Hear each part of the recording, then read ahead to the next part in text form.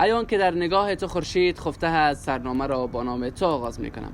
به نام یاد خداوند متعال سلام و عرض ادب دارم خدمت شما بینندگان نهایت عزیز و همراهان خوب چنل یوتیوب رسا اکادمی. امیدوارم حالتون خوب بوده باشه و لباس عافیت بر تن داشته باشید و همیشه لبخند بر لبانتون داشته باشید. دوستان عزیز، با مجموعه آموزشی ویندوز 7 با من صمیم رسا از چنل یوتیوب رسا اکادمی خوش آمدید و امیدوارم از ریکارد قبلی دوستان نهایت عزیز یک چیزی را بهره مند شده باشید. قسمی که در جریان هستیم، ما در ریکارد قبلی با صفحه اولیه ویندوز آشنا شدیم، با آیکن ها آشنا شدیم که چند نوع آیکن داریم و بحث اساسی که خیلی باهاش صحبت کردیم بخش ویو بود که ما بحث ویو را با جزئیات کار کردیم و بفهمیم ایناله که چگونه بتونیم از بخش ویو به شکل حرفه‌ای استفاده بکنیم. جا داره یک سپاسگزاری بکنم از دوستان نهایت عزیز ما که برای ما تماس گرفتن و در واتساپ برای ما پیام فرستادن بابت انگیزه دادنشان.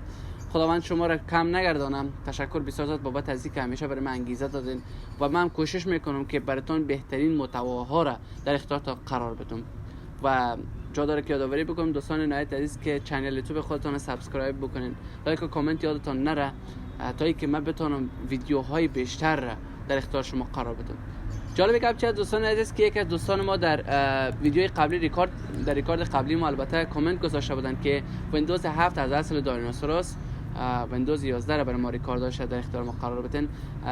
حتما ان شاء الله تعالی تصمیم داریم برادر عزیز که ما برای شما ویندوز 11 هم در اختیار قرار بدیم. ولی دوستان عزیز، قسمی که براتون یادآوری کردیم ما میخوایم پله به پله بریم به ویندوز 11. چون وقتی که ما ویندوز 7 کلا یاد بگیریم، تقریبا اگر ما ویندوز 7 کلا کنترل پنل و جزئیاتش بفهمیم، فکر کنید شما تقریبا 50% ویندوز 8 یاد میگیرین، 50% ویندوز 10 یاد میگیرین، 50% ویندوز 11 یاد میگیرین. یعنی چرا که ویندوز 7 ویندوز 8 ویندوز 10 ویندوز 11 تمامشون کنترل پنل داره، ولی ویندوز 8 و ویندوز 10 و ویندوز 11 یگانه تفاوتی که داره یک ستینگ جداگانه برشون اضافه شده که ما در ریکاردهای بعدیش فقط بالای روی ستینگ همو ویندوز ها بحث میکنیم و کنترل پنل هم ان شاء الله بالاش صحبت میکنیم. فقط همین که وقتی که شما کنترل پنل و یا هم با ویندوز 7 آشنایی پیدا بکنین، آیستا آیستا با ویندوز 8 و 10 و 11 هم آشنایی پیدا میکنین و ان شاء الله حتما چرا نه ویندوز 11 هم ان شاء الله ریکارداش در اختیارتون قرار میدم. اما پله به پله اول ویندوز 7 تمام میکنیم، بعد میریم بخیر ان شاء الله ویندوز 8 و 10 و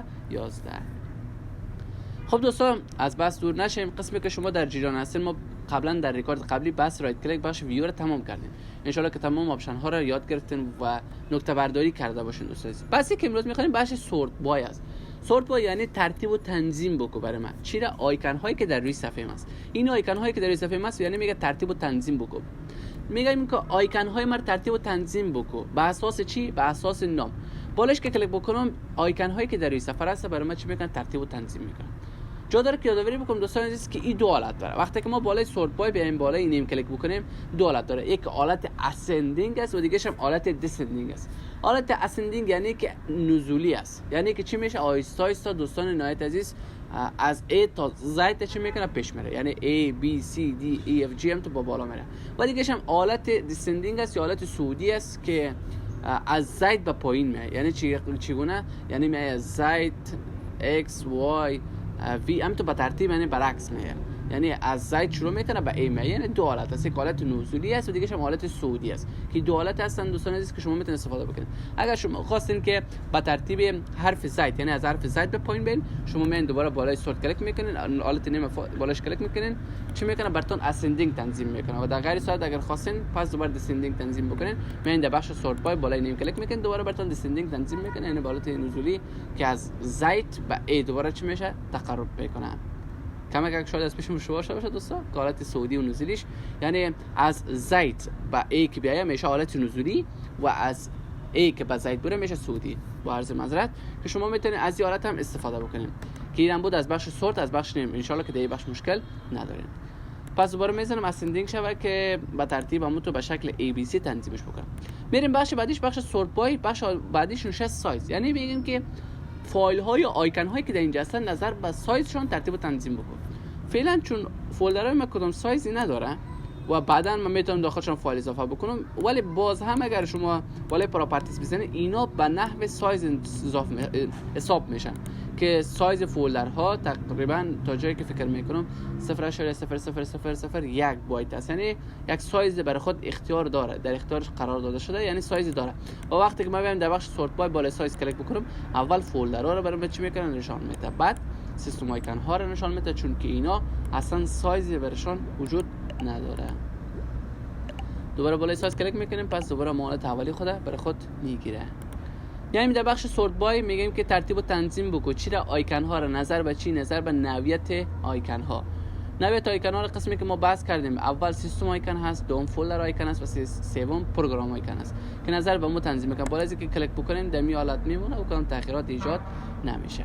یعنی باز بالای سورت بای ترتیب و تنظیم بکن برای چی آیکن ها را نظر به چی، دیتا مودیفاید یعنی آخرین تایم یا آخرین زمانی که اضافه شده.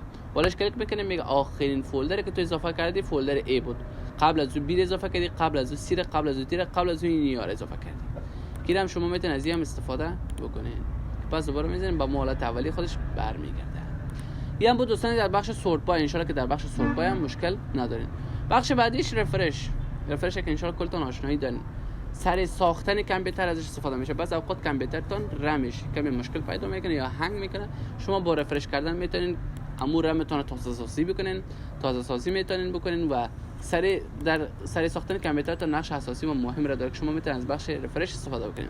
یک تکنیکی که اصلا دوستا براتون میخوایم یادآوری بکنم که اگرچه در بس ما دور است، ولی یک تکنیکی را میخوایم براتون یادآوری بکنم که شما میتونین در یک ثانیه تقریبا 5000 مرتبه کامپیوتر خود رفرش بدین. چگونه؟ شما میرین در قسمت استارت منیوتون، در اینجا شما نشته میکنین رن، جستجو میکنین RUN، اینی را باز میکنین و در این قسمت اینی کد نوشته میکنین و کد نوشته میکنین PING، انتر میزنین. در ظرف 10 ثانیه براتون تقریبا 5000 مرتبه کامپیوترتون رفرش میده. شما میتونید از این هم استفاده بکنید. یک تکنیک اضافی بود که خواستم در لابلای درس براتون یادآوری بکنم. این هم بود از بحث رفرش.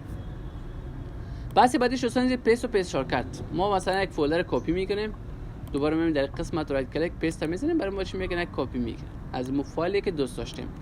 و بحث دیگه هم پیست شارکت. از پیست شارکت چی کار میکنه دوستا؟ پیست شارکت وظیفه‌ش است که براتون یک لینک بیاره. چی قسم؟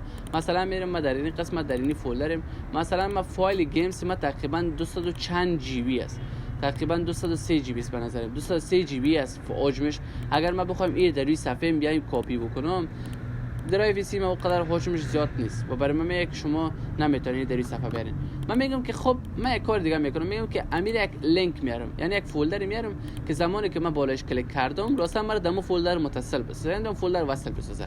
پس من میایم در این قسمت بالای چپ رایت کلیک میکنم، در این قسمت بالای پیست شارکت کلیک میکنم، برای من چی میکنه؟ یک شارکت از مورا برام میاره. اینو کارا میکنه ولی حجم نداره، فقط بالاش کلیک میکنم راستن مرا میبره در اون فولدر و تمام محتویات برای من نشان میده. اگر شما فولدراتون در جای دور قرار داره، شما میتونید از قسمت پیست شارکت استفاده بکنید. بیان بود از کپی پیست و پیست شارکت. اشاره که دیگه بس مشکل نداریم. بحث بعدیش دوستان گرافیک پراپرتیز، که اینجا گرافیک پراپرتیز همون گرافیک کامپیوترتون، مشخصات گرافیکیتون نشان میده که ما به این بس کار نداریم. شما زمانی که کامپیوترتون درایورتون نصب بکنین، این دو بخش خودش اتومات اضافه میشه در این قسمت. البته این گرافیک انتلتون است و این دیگه هم گرافیک انویدیا است که اگر شما کامپیوترتون AMD باشه در این قسمت اول براتون نمایش داده میشه. که در اینجا بخش انتل گرافیک ما اومده، بخش کنترل پنلش که شما دوست داشتن کامپیوترتون تغییرات وارد بکنن، از این قسمت میتونن تنظیمات تغییر بدن که ما با این اصلا کار نداریم. با کارت گرافیک ما مربوط میشه که اگر خدای نخواسته کدام آپشنش از پیش ما کدوبت شه یا آپشنش خدای نخواسته دست بخوره، باعث از این میشه که انتل کارت ما یا گرافیک کارت ما حذف شه و باید ما مجبور هستیم دوباره کارت گرافیک خود نصب بکنیم که کار ما رو جنجالی تر میسازه. بحث دیگه هم گرافیک آپشن هست که قسمی که براتون یادآوری کردم دوستان عزیز، ما با این کار نداریم. این مربوط گرافیک خود همین گرافیک کارت کامپیوتر ما میشه که در این قسمت اگر شما ببینین آپشن های مربوط روتیشن و چرخش دادن صفحه و مسائل دیگه میشه که ما به این چیزا ضرورت نداریم، نیاز نداریم که دوستاشون هم میتونن استفاده بکنین، ولی بهتر است که رو به می حالت اولیه خودش قرار بدین.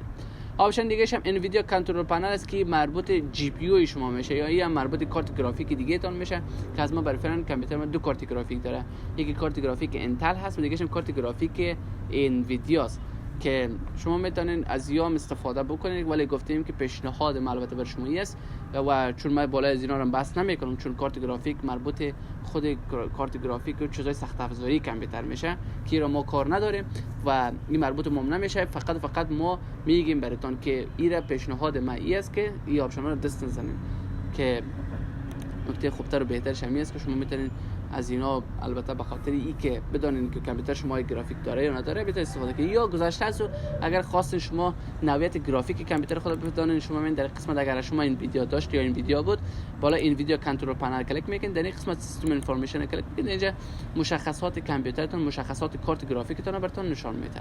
در این قسمت کلا مشخصات میگه که مثلا رم شما چقدر است و چقدر برای فعلا کامپیوتر شما گرافیک داره. این کل مشخصاتش برای شما اینجا براتون به شکل مشخص نمایش میده. ددیکیت کامپیوتر شما چقدر است، ددیکیت کامپیوتر ما برای فعلا اینقدر است، چقدر گرافیک داره، اینقدر گرافیکش برای فعلا فعال است، 4 جی بی گرافیکش فعال است و چیزای دیگه رو اینجا برای من نمایش میده که ما برای فعلا به اینا نیاز ندارم. اگر دوست داشتین شما میتونید چه اطلاعات بگیرید. پس پیشنهاد ما برای شما می است که گرافیک پراپرتیز، گرافیک آپشن، انویدیا و بخش انویدیا نیو دسکتاپ منیجر اصلا کار برش نداشته باشه. بخش بعدی دوستان بخش نیو هست، یعنی یک چیز جدید بگه برای من. اینجا تمام چیزا براتون نمایش داده میشه. نیو فولدر براتون بگیره، شارکت جدید بگیره، با شارکت که ان شاء الله آشنا شدین که یک نماینده یا یک لینک ارتباطی برای شما ایجاد میکنه، یا براتون بیت مپ بگیره، یا عکس بگیره براتون، یا شماره میخواین اضافه بکنین، یا کدام سند متنی میخواین اضافه بکنین، یا کدام تکست هست. اینا دوستان فولدرها و چیزای جدیدی است که شما میتونید استفاده بکنید. اینی دوستان که به نام فولدر هستن، فولدر زیپ شده یا حجمش که کم هست، فولدر بریک فیس هست که به نام ایران فولدر است ولی یک آیکنش متفاوت تر است. بس خلاص شما از این میتونید استفاده بکنید.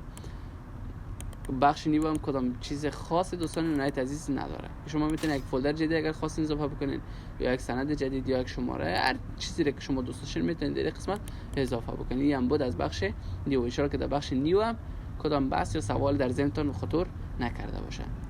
دو بحث بعدیش دوستان بخش اسکرین رزولوشن و بخش پرسونالایز که مربوط به کنترل پنل میشه که ما بخیر ان شاء الله در بخش کنترل پنل با جزئیات کار میکنیم ان شاء الله تعالی. بحث دیگه که میخوام دوستان در اینجا برای شما بیان بکنم بحث استارت منیو است. یک آشنایی با استارت منیو ما داشته باشیم. دوستان استارت منیو در این قسمت سمت چپ ما قرار داره که در این قسمت ما چند بخش می‌بینیم. یکی بخش پروگرام شو است که اینجا برای ما برنامه‌هایی که در کامپیوتر ما نصب شده باشه برای ما نمایش میده. در این قسمت مثلا گت استارتد است، کانکت تو پروژکتور است، در این قسمت کالکولیتور است، استیکی نوت است، اسنپینگ تولز است، پنت است و برنامه‌ای که در کامپیوتر ما نصب باشه برای ما اینجا نمایش داده میشه. ما میتونم با یک کلیک کردن اون برنامه رو باز بکنم که در اینجا بخش برنامه پروگرام شوینگ است که ما میتونیم برنامه‌های خود ببینیم.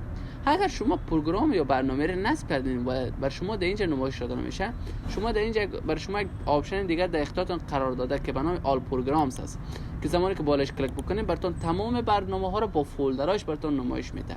مثلا میگه که این فولدرایی است یا این پروگرام‌هایی است که در اونجا براتون لیست نکردیم، تو میتونید از اینا استفاده بکنید، یا این پروگرام‌ها هست که در کامپیوتر نصب است ولی ما در این قسمت براتون در اینجا براتون نمایش ندادیم و شما میتونید از اینا رو استفاده بکنید. در قسمت فولدرهاش براتون نمایش میده که کدام فولدر هست، فولدر گیمز هست و فولدر زیدی سافت است و برنامه‌هایی که شما در کامپیوترتون نصب کرده باشین براتون کلا در این قسمت نمایش میده که اینجا بخش اکسسوریز است که بخش مربوط به ویندوز کامپیوترتون میشه که اینجا برنامه‌های دیگر هم نمایش داده میشه که شما بالاش کلیک میکنید تمامش براتون نمایش میده.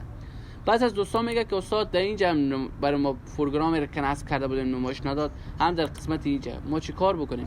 شما مین براتون در صورتی که حتی اگر در قسمت بخش پروگرامی شوینگ و بخش فولدرها یا پروگرام آل پروگرام براتون نمایش داده نشد، یک آپشن دیگر هم ویندوز به نوع پیش‌فرضی و دانسته که شما از این هم آپشن میتونید استفاده بکنید که اگر شما برنامه‌تون رو نیافتین در اینجا براتون یک آپشن به نام سرچ ایجاد کرده که شما فقط بالای سرچ کلیک میکنید و برنامه‌تون رو جستجو میکنید. مثلا ما برنامه کالکولیتور رو پیدا نکردم یا ماشین حساب، اینجا بیایم نشته میکنم CUL نشته میکنم در قسمت کالکولیتور رو برای من پیدا میکنم. درست به نظرم که اینی هم CU و کالکولیتور جستجو میکنم برای من. اینجا میگه که یک دونه پروگرام داری به نام کالکولیتور میخوای بازش بکنی براتون به شکل اتوماتیک در باز میکنه و سرچ باکس از این دوستان خیلی وسیع است، یعنی شما میتونید حتی در کنترل پنل هم چیزی رو جستجو بکنید. مثلا من میذارم بس یوزر اکانت که بخیر ان شاء الله بعداً میخوانیم یوزر اکانت رو اصلا در از کنترل پنل برام پیدا کرد. حتی در بخش میوزیک میگن که این فولدرها یعنی موزیکا هم هست. اگر شما خواستین که کل کامپیوترتون رو جستجو بکنه، شما من در قسمت سی مور ریزالت کلیک میکنه، شما رو کل کامپیوترتون چیزی که هست براتون چی میکنه جستجو میکنه. این هم بود از بخش سرچ ان شاء الله که با این ماشینی پیدا کرده باشید. در این قسمت ما آیکن یوزر ما رو میبینید که بعداً در بخش یوزر میخوانیم که چگونه عکس زیر تبدیل بکنیم، چگونه پسورد بدیم و بحث‌های دیگه و در بحث دیگه هم که نام یوزر ما رو برای ما نمایش میده و زمانی که بالاش کلیک کنیم ما رو در روی فایل یوزر فایل ما میبره که فایل یوزر ما دوستان نهایت از قسمی که براتون یادآوری کردم برای ما در اینجا چی نمایش داده میشه. داکومنت است، موزیک است، پیکچر است و ویدیوست. داکومنت که وقتی که ما ورد و اکسل و پاورپوینت یا رو نصب بکنیم یک سند خود ذخیره بکنیم به شکل اتوماتیک در داکومنت ذخیره میشه. بخش موزیک هایی که در کامپیوتر ما باشه یا موزیک هایی که ما ثبت بکنیم در اینجا ذخیره میشه. بخش ویدیو همچنان عکس هم پیکچر که عکس ها رو برای ما نمایش میده و بخش ویدیو هم که ویدیوهایی که ما ذخیره کرده باشیم در اینجا برای ما نمایش داده میشه که کدام بحث زیاد ثقیل نیست دوستان. که اینجا در اینجا هم باز هم همواره رو برای ما نمایش داده. داکومنت که فایل سندها رو برای ما باز میکنه و بحث پیکچر که عکس هایش باز میکنه و بخش میوزیک هم موزیک ها. بخش کامپیوتر که آیکون کامپیوتر اگر شما در کامپیوترتون در روی صفحهتون وجود نداره شما میتونید از اینجا استفاده بکنید. بالای کامپیوتر کلیک میکنید شما رو وارد کامپیوتر دیسپیسیتون میبره. بس دیگهش کنترل پنل است که ما کنترل پنل ان شاء الله میخوانیم و خیلی کارمون میه که ما میتونیم با یک کلیک کردن وارد کنترل پنل شیم. دیوایس اند پرینتر است که مربوط کنترل پنل میشه. اگر در بحث دیوایس اند پرینتر بالایش ان شاء الله بخیر از این آپشن هم کار میگیریم. بخش دیفالت پروگرام هم که وارد کنترل پنل میکنه. این تمام بحثایی که اینجا برای ما نمایش داده میشه مربوط کنترل پنل میشه. و دیگه هم هلپ اند ساپورت است که شما از هلپ اند ساپورت هم به خاطر آشنایی پیدا کردن بیشتر با ویندوز میتونید استفاده بکنید که اگر شما به اینترنت متصل باشین یعنی بالای گت آنلاین کلیک میکنید و اینجا هر سوالی که نیاز داشتین جستجو میکنید. البته به زبان انگلیسی براتون با جزئیات کامل ویندوز 7 براتون مشخصاتش تشریح میده. و آخرین بخش شت داون است که شما میتونید به خاطر خاموش کردن کامپیوترتون از استفاده بکنید. دوستا خیلی از دوستا دیدیم که متاسفانه کامپیوتر خودشون وقتی که روشن است میخوان خاموش بکنن اونا میاین راستن پاور باتن یا همون دکمه گل روشن کردن پچق میگن کامپیوتر خود گل روشن میکنن که یگانه اشتباهی که اونا میکنن نمی است که باعث از این میشه که کامپیوترشون بعد 2-3 بار ویندوزش بپره. و خیلی از دوستا برای ما گفتن که استاد ما کامپیوتر ما ویندوز ما میپره بعد 3 بار 4 بار استفاده کردن از کامپیوتر. ما برشان میگم دوست عزیز برادرم ببین وقتی که تو 2 بار 3 بار پشت پشت کامپیوترت از قسمت پاور باتن بگیری کامپیوترت گل روشن بکنی چی کار میکنه؟ ببین وقتی که شما کامپیوترتون پاور باتن فشار بدین و پچق بکنین کامپیوتر در حال جریان هست. ویندوز شما کار کرده رئیس در قسمت بک‌گراند. خب من براتون اینجا یک به طور نمایش میتونم براتون به طور نمایشی یک کوتاه خلاص براتون نشان میدم که امیال برای فعلا کامپیوتر من این قدر کار امیال در بک‌گراند انجام داده است اگر چند بر من نمایش نمیده ولی اینی برنامه کلا در بک‌گراند کامپیوتر من امیال کار شده رئیس بالاش اینی برنامه برای فعلا فعالیت کرده است. ببین رنینگ یعنی در حال کار کردن است و بالاش کار شده رئیس. اگر ما بیایم کامپیوتر خود به شکل اتوماتیک بالای پاور باتن پچق بگیرم و کامپیوتر خاموش بکنم تمام او سیستم ها و تمام برنامه‌ای که برای فعلا در بک‌گراند دارن رن میشن و کار کرده رئیسن در پشت پس زمینی ما که برای من نمایش داده نمیشه تمام اونها اختلال در اونها ایجاد میشه و این باعث از این میشه که آیستا از فایلای اصلی ویندوز خود دور بکنن و باعث از این شود که کامپیوتر ویندوزش بپره. پس چه خوب است دوستان عزیز که شما کامپیوترتون به شکل حرفه‌ای خاموش بکنید. چگونه؟ میایین Alt F4 دلتون است میزنین. Alt F4 اگر شما زمانی که در کامپیوترتون میزنین اینی میایه که شما بالا از اینجا چند آپشن نشان میده. شات داون که کامپیوترتون خاموش میکنه، سلیپ کامپیوترتون در حالت خواب میبره، هایبرنیت یک آپشنی است که وقتی که شما بالاش کلیک کنید کامپیوترتون در حالت سلیپ میبره و شما سر کامپیوترتون بسته میکنین. اگر دوباره پس باز کردین کامپیوترتون روشن میکنه. اگر نخواستین دوباره پس بالای بار بتن یک بار دیگه هم کلیک میکنین کامپیوترتون خاموش میکنه. اگر چند خواست و اینا رو به شکل عملی کار بکنم ولی متاسفانه اگر من بخوام این کارو بکنم کامپیوتر من خاموش میشه و ریکارد کامپیوتر من بند میشه، ریکاردم خاموش میشه بابت از اون نمیتونم از استفاده بکنم. سلیپ هم که خواب میبره، رستارت کامپیوتر ما رو رستارت میده، لوگ آف کامپیوتر ما رو یک رستارت کوتاه مدت میده. 30 یوزر ما رو از یک یوزر به یوزر دیگه میبره که شما میتونید از استفاده بکنید که به خاطر خاموش کردن شما من Alt F4 کلیک میکنین و در این قسمت زمانی که شما Alt F4 کلیک کنید صفحه براتون نمایش میده، بالای اوکی کلیک میکنید کامپیوترتون رو به شکل حرفه‌ای خاموش میکنید. حالت دیگه هم که در اینجا وجود داره که شما بالای زین کلیک میکنید و کامپیوترتون رو خاموش میکنید.